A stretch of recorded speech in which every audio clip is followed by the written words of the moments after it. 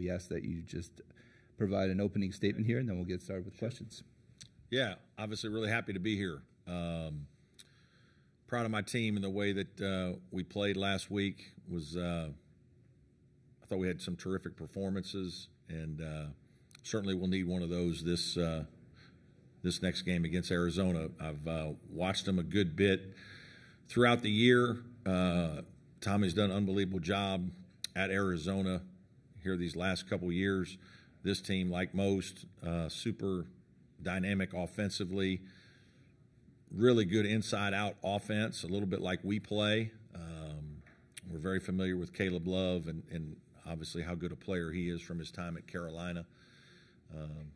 It'll be a raucous crowd with a lot of Arizona fans, but we're super excited to be here. Our guys have worked really hard, and we're looking for the opportunity. Right here, sir. We'll go here right in front. John Blau with the Post-Courier. Sorry for the offbeat question, but Boz Leida, what has it been like to kind of see him transform from a guy you're obviously hoping to have some pretty good minutes as a reserve to kind of that team hype man? Yeah. He's just a terrific kid. We knew that. We had Ben Middlebrooks leave and in the transfer portal, and obviously when you have a guy like PJ back, there's not going to be a lot of minutes, so it's hard to recruit somebody to come in. We told him it's going to be a 5 to 7 minute job, and he just wanted the opportunity to play at the high major level. Wants to be a coach. I think that really spoke to me. He's an unbelievable energy giver in terms of a person, and it's unfortunate that he's had some shoulder issues this year and won't be able to finish the season. But what he's meant just in terms of energy and positivity, tremendous. And to have a guy who cares about the team and just about the experience really helps keep us, in a good place. And there were times this year when that wasn't easy. We'll go in the back. Joe Reedy, Associated Press. Brad, how much did the propel you to this year, the support that you got from the administration last year after narrowly missing the tournament, but also Joe and PJ came out pretty emphatically and supported you after the Baylor game? How much did that mean too? Yeah, it always means a lot when your players have your back. It's just special, right? I have tremendous relationships with my guys, and certainly PJ, somebody I've started recruiting him when he was probably 15, 16 years old. So we've been together forever, competed against Joe, and I think it speaks to Joe's Clemson experience, how much he's really enjoyed being a part of our program. In terms of administrative support, I've been lucky. I've had great support for 14 years, and I think we've had a consistent program. We would like to have made the NCAA tournament a couple more times. Last year was excruciatingly painful as we were one of the last teams left out. It happened to us in 2019 as well. But we have had, we've had some good teams. I've said this before, we're 5th in the ACC in wins over the last 5 to 7 years. I don't think people would, be a great bar question, right? I think we would not be somebody that people would think that. But we've been very consistent. I think we have a lot of respect from the coaches in our league.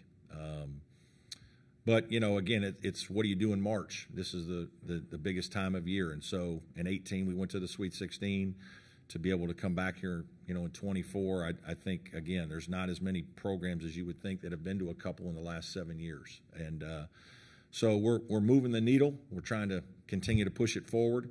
But I've been very fortunate in my 14 years at Clemson that I've had Graham Neff, who is my 3rd athletic director, and we have a great relationship and have had for a long time. He was the number 2 man for a long time under Dan Radakovich, and he was my sports supervisor, so we've been close. And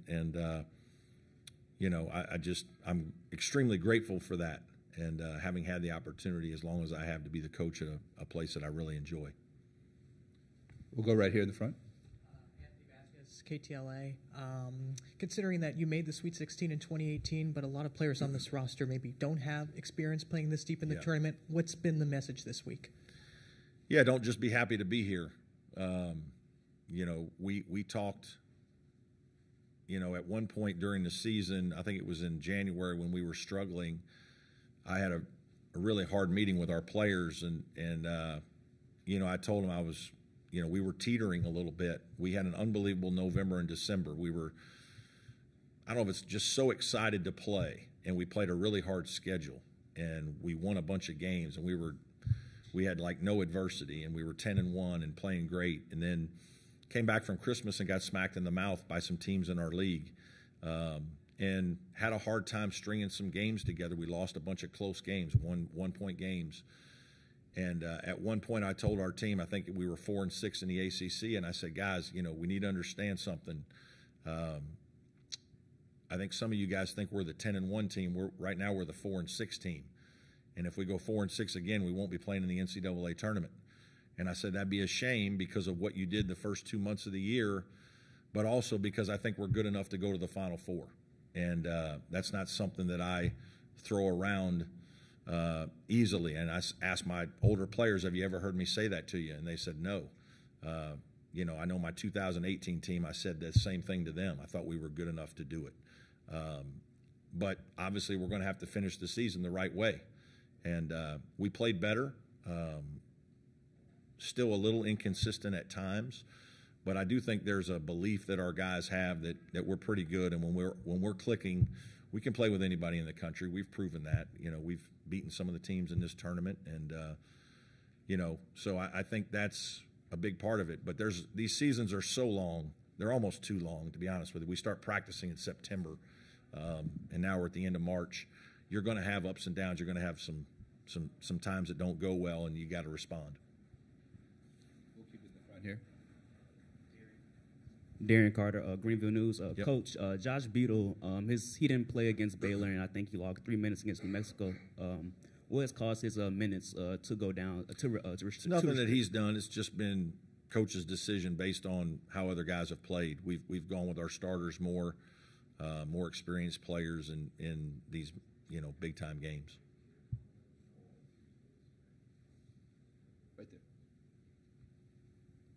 Shelby Swanson with the Daily Tar Heel. Coach, obviously, you don't want the road to end here, but what can you say just about having 4 teams here representing the ACC in the Sweet 16? Yeah, I've been pretty outspoken that I've been in our league 14 years, and so I knew the quality of play that we had this year. I thought we were extremely deep. I told everybody before the ACC tournament that I wouldn't be shocked if a higher seed team won, or lower seed, however you want to look at it. And NC State won our tournament. I just think that there's great parity in our league, and it seems for whatever reason, I think because we have a lot of different styles of play in our league, that when we get to the NCAA tournament, we've kind of seen everything, and our teams adjust and seem to play very well this time of year. So certainly there's a tremendous amount of pride with our coaches and players that the ACC is performing as well as it is. But again, I don't think that any of us are surprised by that. We'll go to the third row. Hi, Bruce Pascoe from the Arizona Daily Star. Coach, I think Arizona got back home about 6 p.m. on Saturday. You guys played Sunday night. I was wondering, did you go home to Clemson? And what was that short turnaround like? Yeah, we had a less than ideal probably. We got home at 3:30 in the morning on Sunday. And then, kind of realized we play on Thursday, so we better get back out to California. And so we chartered a plane, and we had to drive an hour to Greenville. So we left campus at 4 o'clock. So we were really only home about 12 hours. And, yesterday was a little challenging. We practiced, but it wasn't easy. Just trying to get our legs back, just get used to the time change and all of that. I'm optimistic we'll be ready to go tomorrow. But it's been a quick turnaround. That's for sure. A lot of sleepless nights for the staff trying to get ready. We'll keep it in the third row. Go ahead. Beth Harris, AP. Brad, I'm wondering, the NCAA president said today that they're going to start working on some kind of plan to ban prop bets on individual players. And I'm wondering if you have an opinion on that, and also whether you've seen any of your players get harassed or bothered either at home or on the road about stats and things like that this season. I haven't seen it personally. It wouldn't shock me. People are extremely aggressive these days. You know, we get phone calls in our office sometimes when things obviously don't go better's way, and we get some nasty calls. So I know our players probably get that through social media. Obviously, I'm for that.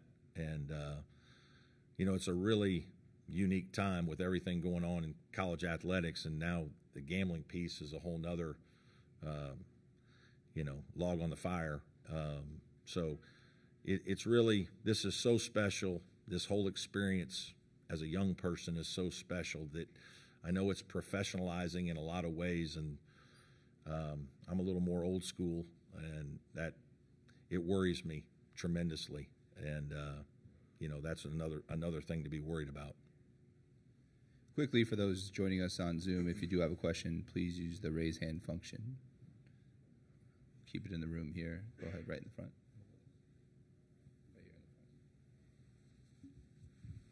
Darian Carter, Greenville News. Joseph Girard, he's having a career year from the three-point line and the free throw line. Yeah. With him being a graduate student, did you guys help him with his average? Or is that just Joe being Joe? I think it's a combination. I think his experience certainly helps. I think his poise, his swagger, the fact he's been in all these moments, he's been in every kind of situation you can be in as a player. He's got that inner belief that you can't coach. But then I also think we've done a good job as a staff and players of putting him in positions to be successful. And, you know, he certainly has capitalized on that. We've got time for two more here. Let's go over there and then. Expanding on Joe, how much has he meant to the program for you, just coming from Syracuse and somebody who you watched for 4 years? Yeah, I mean, he's meant a lot. We knew we had a good team coming back. Chase, Ian, PJ especially. You have three really good players. We lost Hunter Tyson, who's playing for the Denver Nuggets, and Brevin Galloway, two starters. And we wanted a wing with size, and so we went out and got Jack Clark, somebody who could defend and rebound. And then we wanted some scoring because Hunter was a first-team all-league scoring type guy. And what I'm really proud of is I think the guys within our program opened the transfer, brought the transfers in with open arms. And I think that's maybe a bigger deal than people realize. Is it's great to want to bring in a bunch of transfers, but the guys in your program got to be up for that too, or you're going to have bad chemistry issues. We haven't had that. PJ and Chase, I think, recruited Joe about as hard as we could to get him here, partly because we knew what kind of player he was and that he was going to be a good fit. And I think Joe, having competed against our team for 4 years in the same league, had a good feel for how we play, had seen guys in our program be successful, liked our style, and felt like this would be a good place for him. Final question over here. Yeah, Coach. Asking about the front court, what do you face in Arizona with Barlow and Krivas and Johnson? What are your expectations? Yeah, they're tremendous. I mean, they've got a lot of really good players. Certainly, what you're impressed with is the way they have balance. They play with pace. They certainly have an inside presence. I mean, they go right to Barlow on the high-low right away, initially on almost every possession. Johnson is super athletic, competitive, tough. Beats you off the bounce, can make a three, he can guard 5 men. He does everything, switches on to guards. They just, as you would expect, a team who's had as much success as they have, top 10 team throughout the year, they've got a lot of really good players. They've got experience, both on the perimeter and in the post. Well, thank you, Coach.